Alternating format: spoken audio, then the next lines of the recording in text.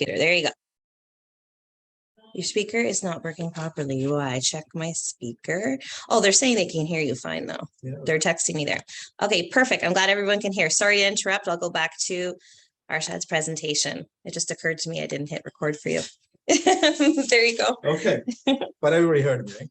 Yeah, everybody can hear you online, they said. Okay, so today's presentation is the insurance issue. If your client is buying a house which is over 40, 50 years old, all these items that we're going to talk about, make sure that they talk to insurance company prior to purchasing the house, okay? Christine? Here's some technical issue here. They're supposed to when she interrupt. Maybe it's not set up. No, it is. It is. It is. I don't know. It was going. Where is she?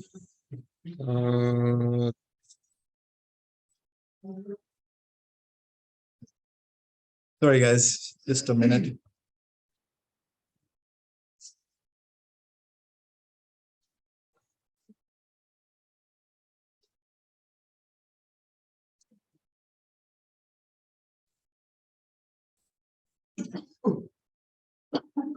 We need her here. Okay.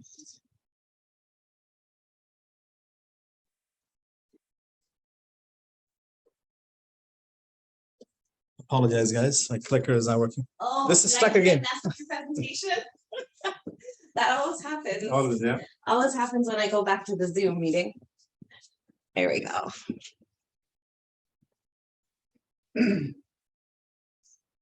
Okay, try now. There you go. There you go. Good. All right. Yeah, it's working now. Okay, thank you. No. So if a client buying any house over 40 years old, the insurance company may require to upgrade plumbing and electrical. I'm going to give you details what they look for. Okay. So it's always better to check with the insurance company prior to finishing the deal. So if you're looking to purchase an older house that has these items, some insurer are required upgrades or replacements. For example, galvanized plumbing, we're going to go all the item in detail. 60 amp service, knob and tube, aluminum wiring, fuel oil tanks, wood burning stove, and fire separation. So this one I added recently because there was one house that I did, it was more than 80 years old. We cannot check the fire separation if it's finished, if the walls are finished, but they were not getting the insurance. And the client called me that say, well, I'm not getting the insurance because the house is more than 80 years old. They wants to know what kind of fire separation wall we have. So this is something we have to make sure if you have more than 80 years old house, insurance company basically look for that. If you cannot give them answer, then there's a trouble, okay? So I'll show you what kind of separation walls are there. Okay? So make sure that you factor the cost, okay, into your offering price. If you have one of these items, either galvanized, knob and tube, 60 amps, okay, and normally insurance representatives, they will advise you what upgrades may be required, okay, before obtaining the insurance. If you guys have any questions, they can ask the question here or Vijay? You can ask at the end, I think. At the end, okay, Yeah. All right, so yeah, so just make sure that you factor the cost into your offering price. So let's start with the galvanized plumbing, okay? So galvanized plumbing basically installed prior to 1950. Let me show you the pictures. So this is the galvanized plumbing, and that's normally underneath the sink it was used. And then the cast iron, basically this was like a dull color, this one and this one. So these are basically the type of plumbing it was used prior to 1950. So what happened, these pipes, especially these big guys, they corrode and rust from inside. So it restricts the flow, okay? And it has a life as well. So, and this is the issue with the insurance company. So they rust and corrode from inside out. They reduce the pressure and restrict the flow of water and leak eventually, okay? So the life for these pipes are between 40 to 50 years. So that's why insurance company asks you how old the house is. If it's 40 to 50 years old, they ask if you have a galvanized, and that's their fear, okay? Because it can rupture or restrict the flow. As I showed you, so this is galvanized, and that's the cast iron. Galvanized basically normally for the sink area, and cast iron was used 4-inch line for your sewer. So this is the inside of the pipe. Okay, what happens? All the corrosion built up over the years, and you cannot tell, and then they break.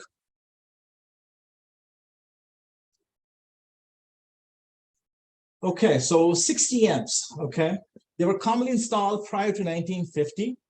Okay, now current requirement is 100 amps. We all know. Okay, if any house that has 60 amps has to be upgraded. Okay. Okay. So basically, it's still considered a safe system, but there are a few things that a safety issue. It's still very safe if it's maintained. So number one is increased risk of amateurish or unsafe electrical repair. A lot of people, they do repairs or they add more electrical outlets because older homes, especially Scarborough's one, was single-story bungalow. Now you're adding more electricals, and they connect it to the older system rather than adding more fuses. So I'll show you the diagrams that are coming. So these are the two common safety issues. So number one, unsafe or amateur work and repair to the electrical system. And improper fuse size, okay? So a lot of time people, they, instead of putting the right like 15 or 20, they think I'm adding a bigger fuse in order to use a bigger appliance. So that's not right. It causes basically fire. So these are the two common safety issues, amateur work and improper fuse size. So if you look at these panel, so this is very crowded. Both of them, multi-tapping is done, so that's not safe at all. And the fuse size, like I said, so number one, all the multi-tapping are done. Second, the fuse size, a lot of people, this is normally 15 amps fuse. People put like 20 or 30 in order to run their bigger appliances, that's not safe. So all these amateur work causes the problem. So basically, as I mentioned, if you have 60 amps, your insurance company required to upgrade to minimum 100 amps, and the approximately cost is 2,000, between 2,000 to 3,000. Okay. So number three, knob and tube. Okay, so knob and tube also commonly found over 50 years old homes. Okay, so they consists of basically a parallel, which is black, and neutral. Okay, so let me just show you the picture. Just like that. Okay, so knob and tube. So these were the wire type that was used. I'm gonna interrupt you 1 second to let somebody in. Okay. I know I bug your presentation when I do that, so. There we go. Okay, so you should be good now. Try and change it. Do you want to try and change it? Good. Awesome. All right. Okay, so it consists of hot, which is the black, and neutral, which is white. And they go through ceramic tubes. Okay. Again, if it's maintained professionally, it's still considered a safe system. There are a few things that are concerned, but if it's maintained properly, it's still a very safe system. Because there are concerns, basically, few things. Number one, it's not grounded as compared to the today's electric. We have 3-prong, so hot, neutral, and we have ground. So this one is missing grounding, and that's again because electric, if it's not grounded, that's a safety issue. Number two, the fear exists that the black and a white wire can make contact. Again, a potential safety hazard. The third, that the rubber cloth insulation around the knob and tube will break down over the time, again, a potential fire hazard. So these are the two basically factors that can cause hazard. Now, the issue started with changing the lifestyle. So most homes, older homes, they did not have many circuits as compared to the new one. So to get around, some homeowners basically installed outlets or new circuits and tied it out to the older wiring. Okay, I'm going to show you the pictures coming. So rather than starting a new circuit, because there was not enough space in the electrical panel. So just like this, so this is the cloth, and that's the neutral. So see here, so that's knob and tube on the left side. They connected to the newer Romex wiring, okay? Because they were adding, a lot of people added more outlets, electrical outlets. So that's not the right way of doing it. And they did not add breakers here. So normally you should add a breaker, and that which just goes directly to your receptacles. So they added new wires to the old one, tapped it in. Now this one is grounded, as you can see that, but the knob and tube was not. So these are not safe type of wiring. Okay, so number 4, aluminum. So aluminum wire, again, they were used between 1965 to 1976. So the problem with aluminum is basically overheating at the terminal right here. So this is the problem, either on this side, on the receptacle, or on the main panel side. So what happens, they overheat and cause spark. So this is basically concern to the insurance company, and they ask you to do certain things. You want to make sure that certain thing has to be done, and I'm going to talk about that. So aluminum wiring, basically with 110 circuit, which is this, is okay. Sorry, it's the problematic, sorry. So 110, that's the problematic. But with 220, which is the big guys, like your stove, air conditioned, cloth dryer. So because the wire is thicker, with the 220 circuit, there's no issues. It's just with the 110. Okay. So now in order to keep it update, there's an antioxidant paste, okay, that has to apply at the terminal. So I'm going to just quickly go forward. I'm going to show you the pictures right here. So either the problem is at the terminal, we have to apply the antioxidant paste, or there at the main panel. Okay, so and then this is the paste we're talking about. So antioxidant paste. What happens if the wire started to heat up? So it expand. So at the terminal, expand and contract, causing the spark. Okay, so if you apply that paste here at the terminals, it will keep the wire cool. So these are the safety precautions. Okay? And again, connecting the copper and aluminum, it has to be properly connected. Probably you heard is the word called pigtail. The picture is coming. I'm going to show you how it's being done. This is something insurance company look for. Okay, so when you connect copper and aluminum, it has to be connected through pigtailing, and a proper murret has to be used. Okay, so I showed you this one. That's the problematic area. So right here, so this is called pigtailing right here. Now this is a copper small piece that connects both aluminum and copper right here. Okay, so what it does, you connect and then you compress it with a device, and that's it.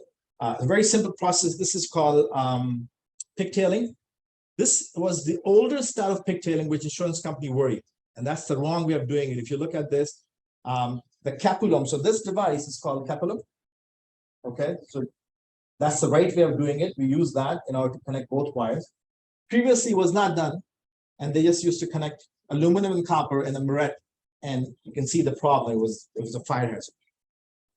So, as I mentioned, insurance company, they asked for pigtail. This is the proper way of doing pigtail, and it costs from $800 to $1,500. Depends how big the house is. Okay. So this is called the pigtail, and that's the right way of doing it. This was the older way, was not safe. So what to do? Basically, a home inspection is recommended because, again, as a realtor and the client, they don't know if you have aluminum, copper, how the things are done. So home inspection is recommended. And sometimes insurance company, they ask for a certified electrician certificate from you. Okay, so it has to be inspected. Now, if you look at the right side picture, so this one is copper. And that's one is aluminum. A lot of times realtor asks me like how you can tell which one is copper, which one. So the gray or silver is aluminum, and that's copper. So we look here at the terminal. Okay, so these are the areas. So you see it, you can see right there how much aluminum you have. And the insurance company also asks, what is the percentage of aluminum? What's the percentage of copper? So basically, if you have half and half, you can say 50-50 or 60-40. I didn't know how many years ago they installed. 1965 to 76. So that was the time. Basically. Now they put a copper, right? Yes. So after 76, all copper. Okay. So this is how you determine. Again, like I said, as a realtor, you don't open the panel, so it's hard for you to determine, right? So we open the panel, we have to see these things. Okay. So this is how you tell which one is copper, which one is aluminum. Again, a wrong pigtailing. Okay. So that's not supposed to be done. This is a fire hazard. And so these are the electrical outlets that Nachi opened and shared these pictures with us, okay, because we are certified with them. So this is basically all this done. That's why insurance company, when they hear aluminum, they will say, I need a certificate from electrician, because electrician has to open every electrical outlet. Okay, he has to open main panel just to make sure the antioxidant paste has been applied, right? So here, these are the areas we look for. See, copper, aluminum, okay? And also the junction boxes, it tells you the whole story, what's going on.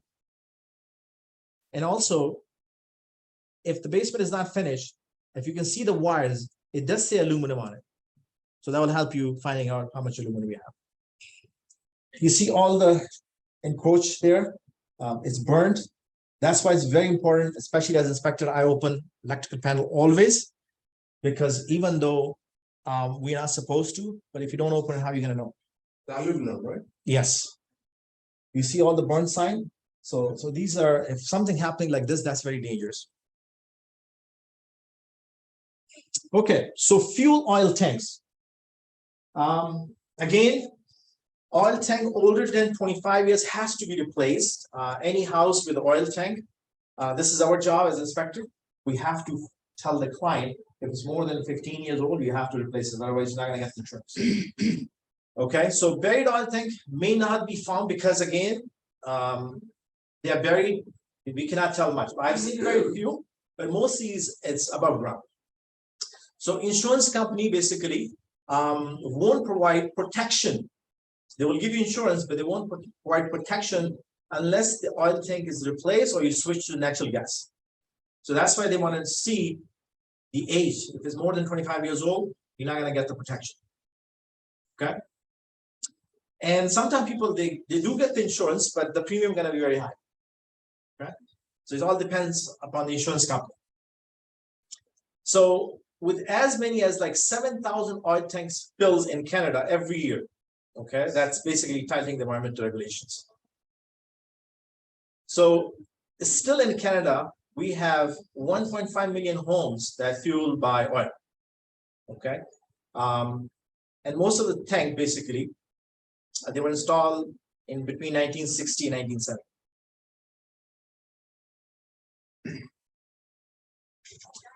So again, some of them, they are deteriorated and they started to develop a pinprick. It's like a small hole. It's called pinprick.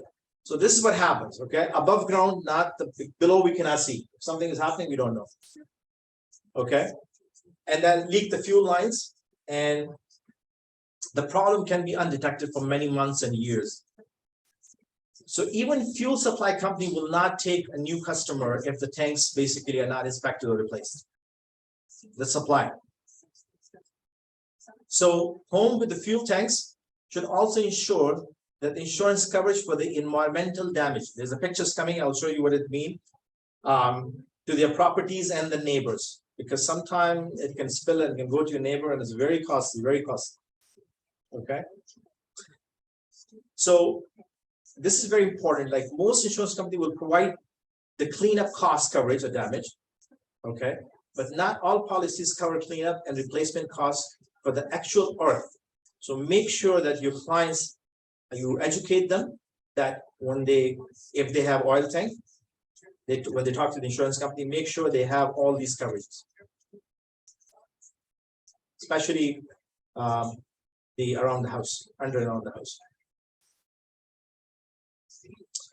So insurance claim due to the oil tank leaks increased 50% per year for the past few years. A pinprick, like a small leak, can spill 750 liter liters of oil in 8 hours. Cleanup can cost between $5,000 to $150,000. It costs only $1,500 to replace the oil tank. Tank should be 15 meters away from the water well, at least 15 meters. Otherwise, it can contaminate the water. So even though if you order, there's a backlog for up to 4 or 5 months for the new tank, the new oil tank. Okay?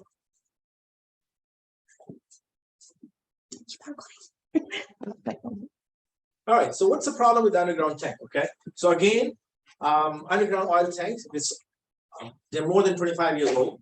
Okay, they were not protected from corrosion. All the older ones, they were not protected as compared to the newer tank. So as a result, they may leak. So it should be upgraded or removed. So the leaking underground oil tanks will contaminate soil and groundwater for sure. So basically, what exactly we look for? So it's not only the tank. I'll show you the picture. So it's not only the tank that we look. This is above ground. What we look basically for the fill. These are the fill pipe, and that's the vent pipe. And then the supply and the filter. So these are the areas that will tell you the whole story, what's going on. So basically, this is all, as inspector, we inspect. So we're looking for all these things. Fill and vent pipe, oil supply, outlet line, and the valve and the filter. This is the buried oil tank. Again, like as I mentioned, if anything is happening underground, we don't know. Okay, so that's why if they're 25 years old, you're not going to get the insurance. So this is what there was an oil tank that was leaking. So this is a remedial action. Basically, it cost thousands of dollars. Okay, so again, just 1 liter of leaked oil from underground tank can contaminate 1 million liters of drinking water. As I mentioned before, tank should be 15 meters away, at least 15 meters away. So number 6, wood burning stove. Again, your insurance company, if you have a wood burning stove, they will require a wet inspection, wood energy technology transfer. There are special inspectors. I don't do it. They charge like $250, $300. So basically, they just want to ensure that the chimney conforms to the modern standard. Appliance is far enough from the combustible surfaces. Appliance has been rated for use in Ontario. And if they're not installed and used properly, wood burning stove can cause like a fire hazard. So these are 5 points insurance company will concern. Number 1, is it an approved unit by ULC or CSA? It was installed professionally. Was it built? Permit was issued. Are the clearances around the unit is up to the latest building code or fire code? Is the venting system proper? Okay, so ideally there should be no elbows. So the picture is coming. So ideally there should be no elbows going straight up. That's what they like. Okay, so again, the safety point of view, the number of basic safety steps. So number 1, have it clean regular basis after 2 years. Inspect it at least twice a year for the corrosion or soot built up, that black thing inside. And have a smoke detector, fire extinguishers nearby. All right, so fire separation, as I mentioned before, so I did this recently. So if you're buying any house, not more than now 50, 60, now 80, so you might face a fire separation wall issue. So please advise the client to check with them. So now there are 2 types of fire separation. One is the USG, which is the right top one. Okay, this is prefabricated, pre-made. It's called gypsum thickness around 3.5 inches. And the traditional one, 8 to 12 inches for masonry wall without interior finish. Okay, so these are the 2 types. Mostly we have the masonry wall, but also this is also the modern one. But 80 years back, again, either expect this or something else. So that's something they want to make sure. These are older homes. If you look at the outside facade, this is called insul brick. Insul brick, okay? Insul brick, insurance company asks for that too, because that might contain asbestos. So some insurance company will not insure you if you have insul brick, especially older homes downtown. So when I see the house, when I inspect the house, if I see, I mention, I tell the people. So again, so fire separation wall, very important, especially older homes. So this is like a bigger view. This is all pre-made and installed. Now this is something I added just for a little bit more knowledge for the realtors. Because not only that insurance issue, right? This is something always I look for as an inspector. Older home, any house that is 50, 60 years old, we might have vermiculite insulation, UFI, probably you guys heard about it, or asbestos. Okay, so vermiculite basically it's a natural like mineral, right? Between 1920 to mid 1980s. Okay, it was installed. It was a cheap and easy way of for the insulation, right? And after 1990, it was banned. It was not used. So between 1920, 1980. So when I go inspect the house, I look for that, right? And I'll show you where you can find that. Because a few batches of vermiculite insulation has asbestos. How much is it? We don't know. When I see it, we always recommend take it to the lab, test it out. If it's less than 0.5%, EPA accepted. Environmental Protection Agency, they accept it. If it's more than 1%, it's recommended. You're not there to touch. I always educate people. This is in the attic. You don't go there. So there's no serious issue to health. So this is how it looks like. Probably you guys seen it. So when I go up in the attic, so if I see this, that's vermiculite. So always recommend we don't scare it. We just say you have vermiculite. It might contain asbestos. How much we don't know. If it's less than 0.5%, no worries. And this is in the attic. So again, removing this, again, consult a professional contractor, okay, because it's not simple that you can remove yourself. And it's costly. If a Scarborough townhouse has this, you're looking at $11,000 to $12,000 plus minus to remove it. So that was the vermiculite that I always come across. Urea formaldehyde, again, during 1970, okay, it was also a good insulation for energy conservation measure, okay. It looks like an ordinary shaving cream, yellow or white color. Okay, so unless we cut it, this is outside wall. There was basically injected outside walls.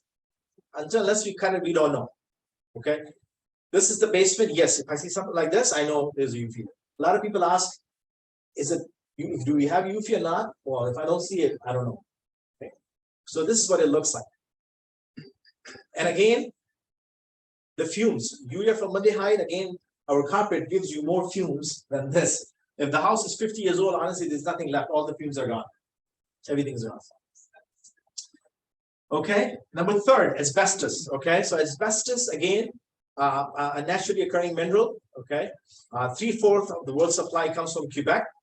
Don't use anymore, but it was basically widespread up until 1940. Okay. It was used around the supply duct system. I'll show you the pictures. It was basically everywhere. Over 100,000 schools, 700,000 public or commercial buildings. So literally it was everywhere. So this is where I look for. If the basement is unfinished and you see this part, the white material wrapped around it was a thin insulation that contains asbestos. Or sometimes the basement is finished, then I remove the vent. You see this white material there? This is the same material here. So it can tell me we have asbestos. And it was only this much left. That's it. The rest was removed. So only 2 inches. Again, this is all compressed material. You don't touch it. It's not airborne. You're okay.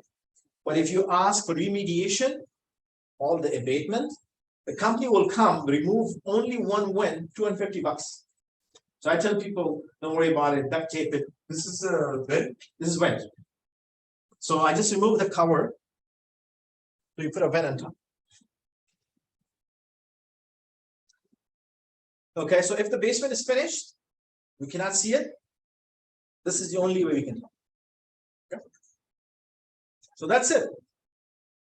Any question? How they can ask questions? Can I hear them? Can you hear them? Yeah, they hear you. Okay. So question, guys, anybody?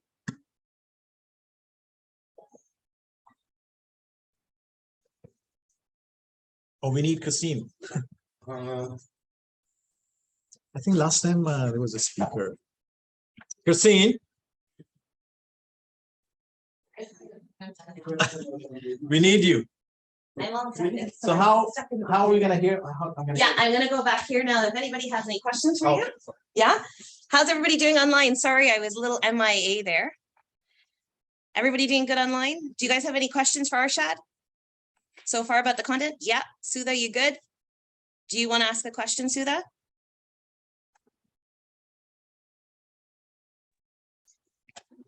No, Christine, I just, Nope, I give just a thumbs up for the presentation he's doing you. Yeah, Thank you. yeah. Thanks, Christine. No problem. Welcome. Everybody else good there online? Well, thank you very much for coming out again. I missed it. I'm gonna have to watch it back. I got stuck there. And I always invite you back because I always enjoy your presentation. They're really, really educational. So I'm gonna share this with the rest of our office as Yep, well. yep. We appreciate you coming Now, out. are you getting our emails? Remember you said send it to you and then you're gonna share the newsletter? Are you getting that from my office? Do I get it or did you send it to info thing? Or are you sending it to Bolin Realtor? No, remember you said that because send it to me and then I'll forward Yeah. it to the people. So it's directly to me. I have to check and see. Yeah, please find out if it's It's in a junk or something. Okay, well, I'll let them go first and then we can chat. Yeah. All right, everybody, have a good evening. We'll talk to you soon.